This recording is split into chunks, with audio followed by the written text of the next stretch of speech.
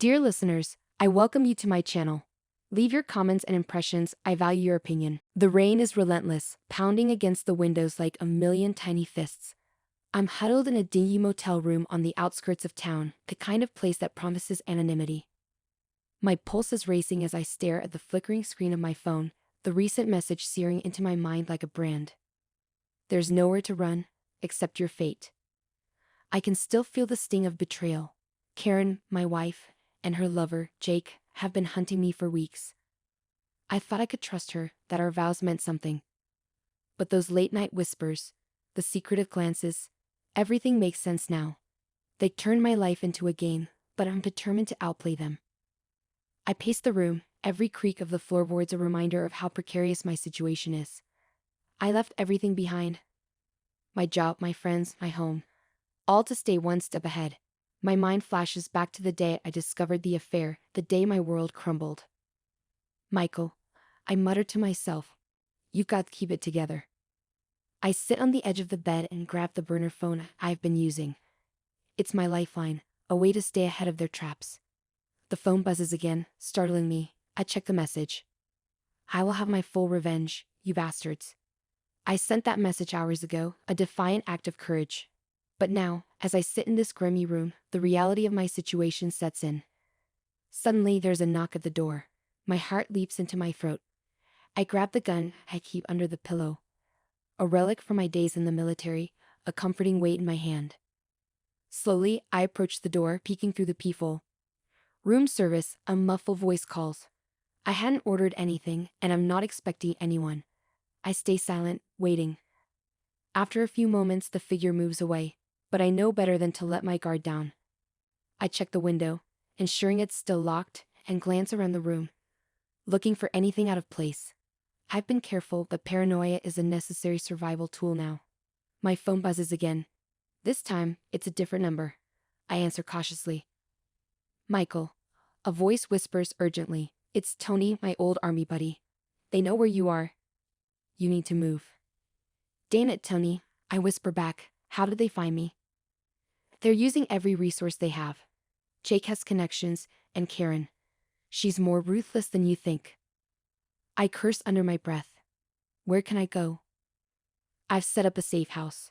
It's a few hours from here, off the grid. I'll send you the coordinates. The line goes dead, and a moment later, the coordinates pop up on my screen. I grab my bag, shoving in the essentials. Cash, a change of clothes, and the gun. I slip out the back window, the rain masking my movements. The darkness is my ally. And I vanish into it, leaving the motel behind. As I drive through the night, every shadow feels like it's watching me. I can't help but think about Karen and Jake. What did I do to deserve this? How did our love turn into such a twisted game of cat and mouse? The safe house is an old cabin, hidden deep in the woods. I arrive just as dawn is breaking, the first rays of light piercing through the canopy. I park the car behind a thick cluster of trees and approach the cabin cautiously. Inside, it's sparsely furnished but secure. I drop my bag and sit at the kitchen table, exhaustion washing over me. I haven't slept properly in days, always on the move, always looking over my shoulder. As I rest my head in my hands, I hear a twig snap outside. My body tenses, and I grab the gun, moving silently towards the window. Peering out, I see nothing but the dense forest. Still, I can't shake the feeling of being watched. I retreat into the cabin, bolting the door and checking the windows again. I can't afford to be careless. Not now. Not when they're so close. Hours pass in a tense silence. I check my phone, half expecting another taunting message. Instead, there's nothing. The silence is almost worse, the anticipation gnawing at my nerves. Then, a soft knock on the door. My heart pounds as I raise the gun, inching closer. Who is it? I call out, my voice steady despite the fear. It's Tony, the reply comes. I unlock the door cautiously, ready for anything. Tony steps inside, drenched from the rain. We need to talk, he says, his expression grim. They're closing in, Michael. You need a plan. I thought this was the plan, I snap, frustration bubbling over. Running, hiding, how long can I keep this up? Tony shakes his head. Not running, fighting. You have to confront them, end this on your terms. I look at him, the weight of his words sinking in. He's right. I can't keep running forever. I need to face them, to confront Karen and Jake, and make them pay for what they've done. All right, I say, a steely resolve settling over me. Let's end this. Tony nods, a hint of a smile on his lips. That's the Michael I know. We'll make them regret ever underestimating you. As we sit and plan our next move, I feel a surge of determination. This isn't just about survival anymore. It's about justice. It's about reclaiming my life and making them pay for every moment of pain they caused. The hunt is far from over, but now the roles are about to reverse. And I won't stop until I have my revenge. The morning light filters through the dusty windows of the cabin, casting long shadows across the wooden floor. Tony and I sit at the kitchen table, a crude map of the area spread out before us. We've been up all night, planning, strategizing, trying to stay one step ahead of Karen and Jake. We'll need backup, Tony says, tracing a route with his finger. I have a couple of contacts who owe me favors. We can trust them. Are you sure? I ask, doubt gnawing at me. We can't afford any mistakes.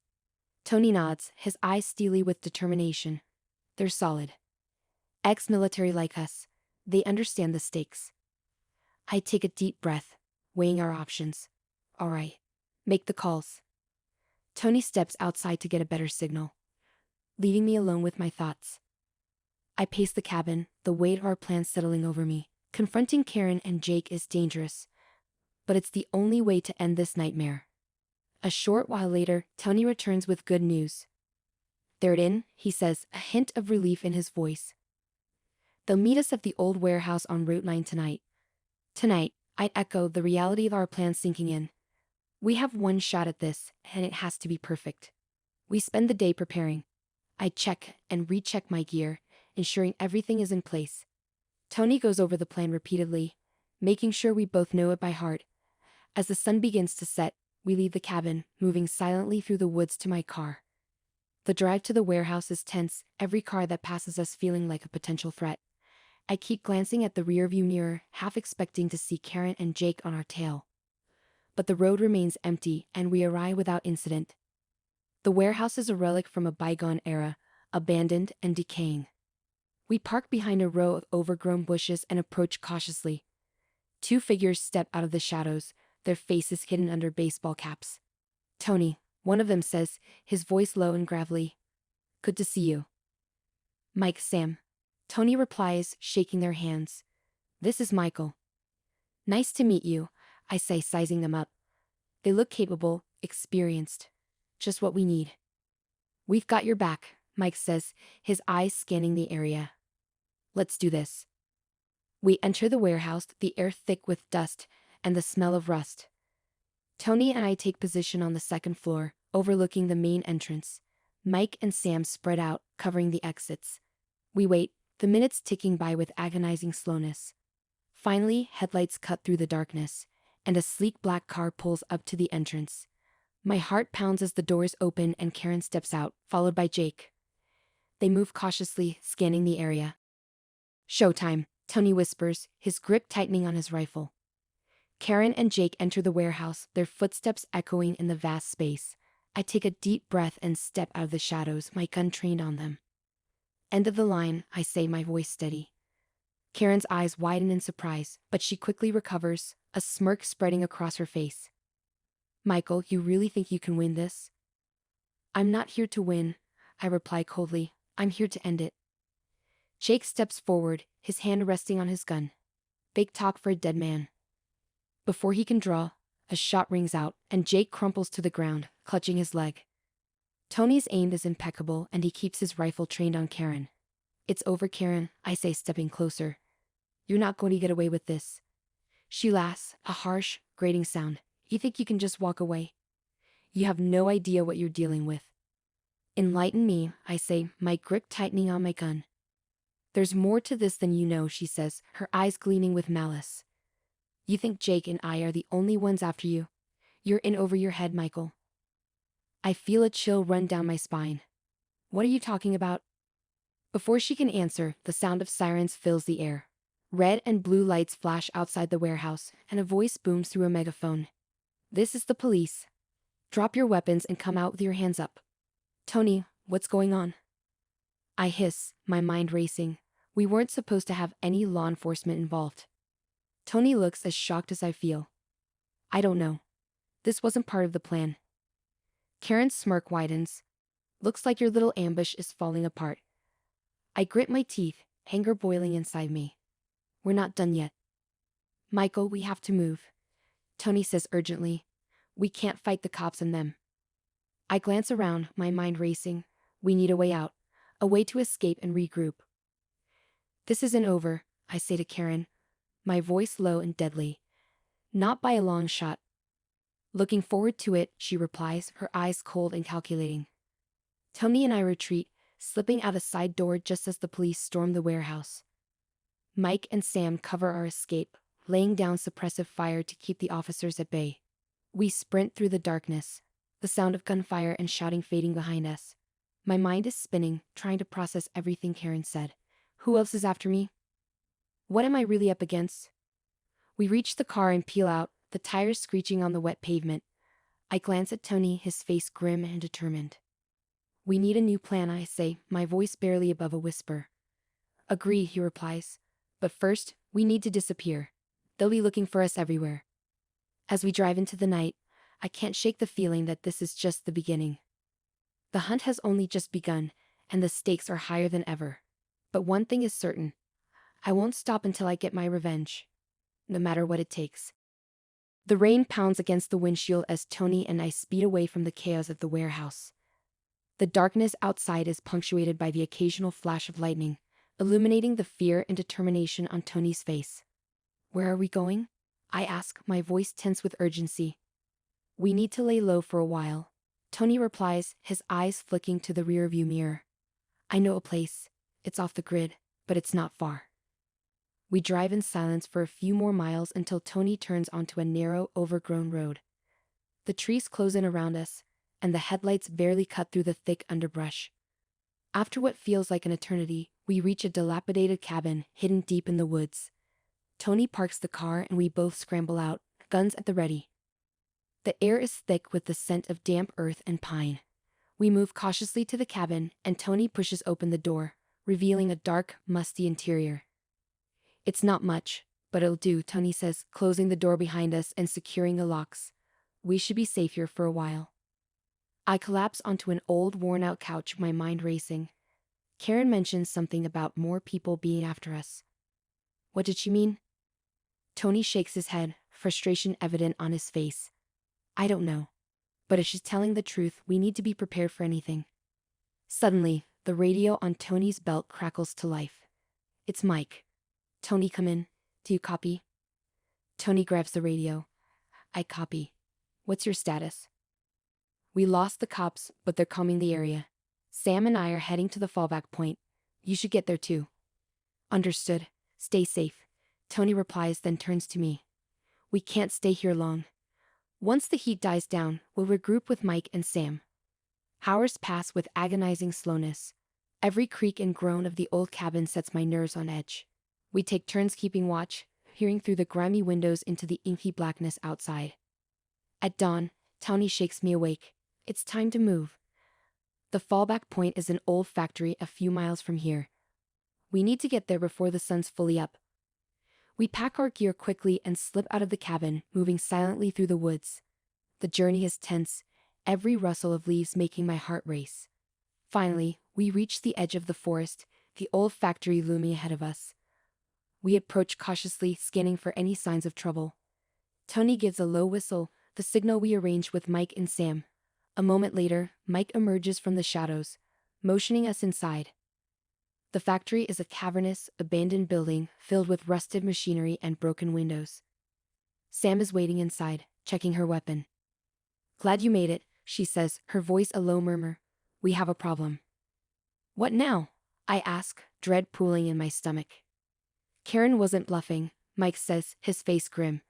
We intercepted some chatter. There's a hit squad looking for you. They're professionals. I curse under my breath. Why? What did I do to deserve this? It's not just about the affair, Tony says, pacing. Karen and Jake are involved in something bigger. Something dangerous. And now we're caught in the middle. We need a plan, Sam says, her eyes sharp. We can't just keep running. We need information, I say, my mind racing. We need to find out who these people are and what they want. Tony nods. Agreed. But first, we need to get out of here. This place isn't safe.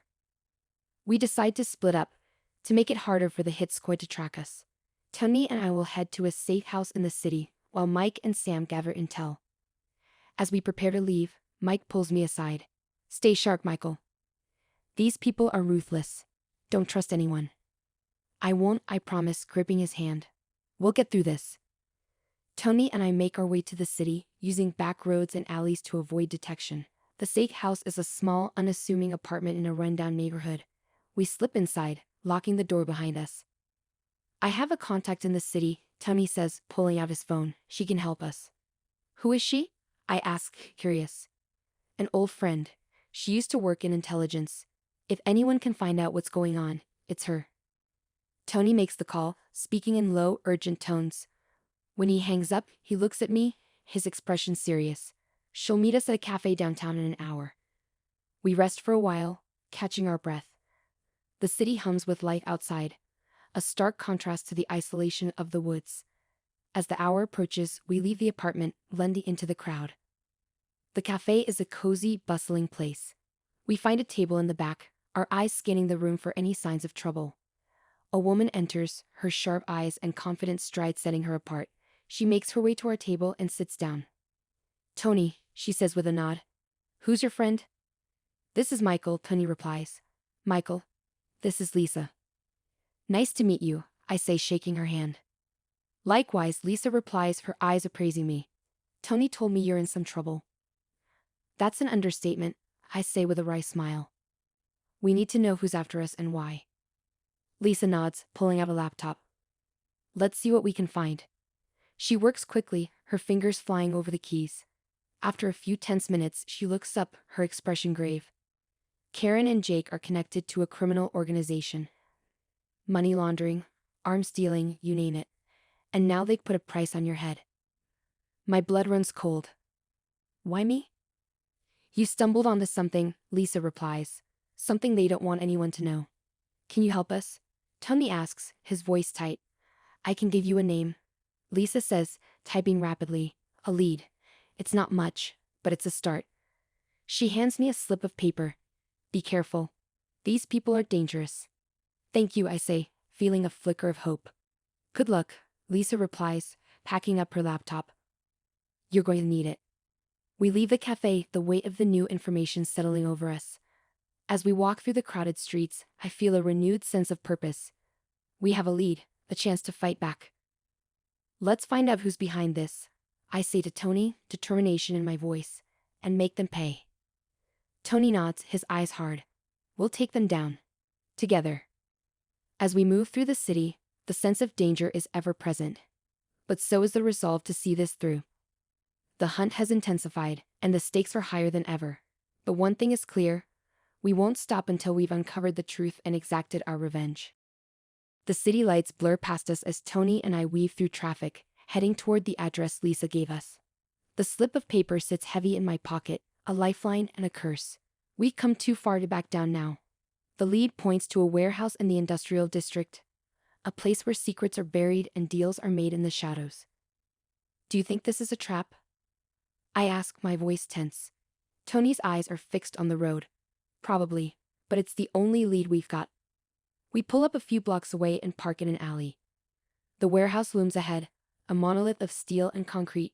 We move cautiously, blending into the shadows, our senses on high alert. The streets are eerily quiet, the calm before the storm. As we approach the warehouse, I see a familiar figure standing guard. It's Jake. He's talking to someone on his phone, his posture relaxed. I motion for Tony to follow me around the side of the building, where we find a window slightly ajar. We slip inside, the darkness swallowing us whole. The interior is a labyrinth of crates and machinery. We navigate silently, heading toward the center where the dim glow of lights suggests activity. Voices echo through the cavernous space, a heated argument. Karen, this is insane, a man's voice says. He's too close. We need to end this. We will, Karen replies, her tone icy. But not until we have what we need. Tony and I exchange a glance. We move closer, positioning ourselves behind a stack of crates, From our vantage point, we see Karen standing with a group of armed men, a laptop open on a table in front of her. "Here goes nothing," Tony whispers, his grip tightening on his gun. We step out, weapons drawn. "Drop it," I shout, my voice echoing through the warehouse. Karen spins around, her eyes wide with surprise. "Michael, you just can't take a hint, can you?" "End of the line, Karen," I say, stepping closer. "What's this really about?" She laughs, a cold, mirthless sound. "You really have no idea, do you?" "Enlighten me," I snap, my patience wearing thin. "It's not about you, Michael," she says, her expression turning serious. "It's about what you found." "Found? What are you talking about?" "The files, Michael. The ones you stumbled across before you left. They contain information that could bring down an entire network of criminals. We couldn't let you expose that." Realization dawns on me. The encrypted files on my computer at work, the ones I thought were just financial records. This is all about those files. "Exactly," she says, a predatory gleam in her eye. "We needed to eliminate you before you put the pieces together." Before I can respond, gunfire erupts. Tony and I dive for cover as bullets ricochet off the metal crates.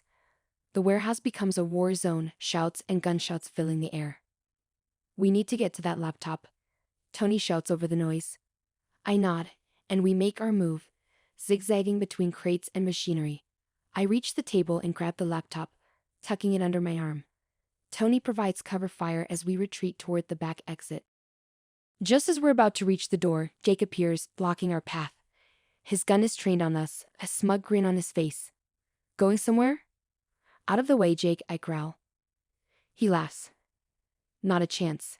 Before he can pull the trigger, a shot rings out, and Jake crumples to the ground, clutching his shoulder. Behind him stands Lisa, her gun smoking. "Thought you could use some help," she says with a grin. "We need to get out of here," Tony says urgently. "Now." We burst through the back exit and into the night, running toward the safety of the city streets.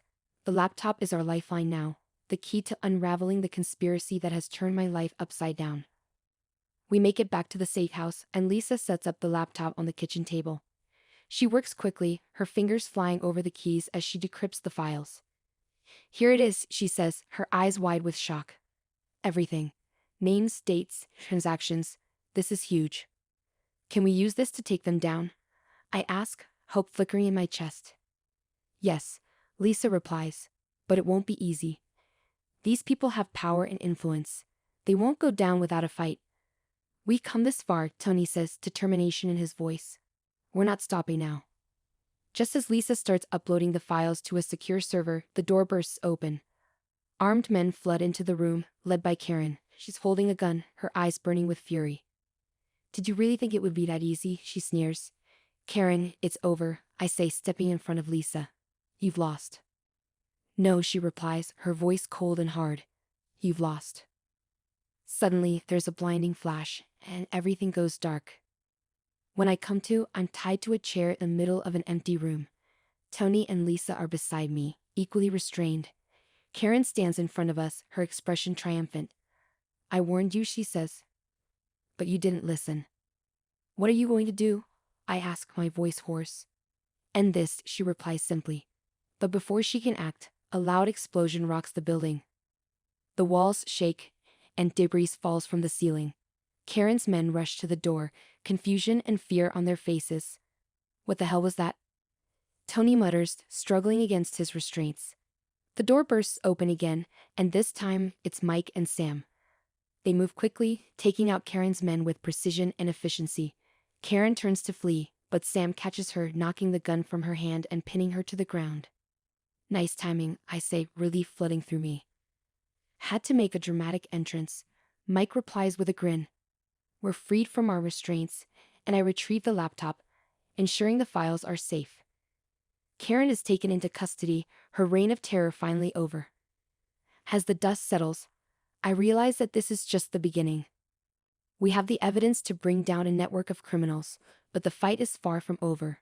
"Thank you," I say to Tony, Mike, Sam, and Lisa. "I couldn't have done this without you." "We're in this together," Tony replies, clapping me on the shoulder. "Now let's finish what we started." With the files in hand, we make our way to the authorities, ready to expose the truth and take down the organization that tried to destroy me. The road ahead is long and dangerous, but we're ready for whatever comes next. As I walk out of the building, the sun rising on a new day, I feel a sense of closure. The hunt is over, but the journey has just begun, and no matter what, I know we'll face it together.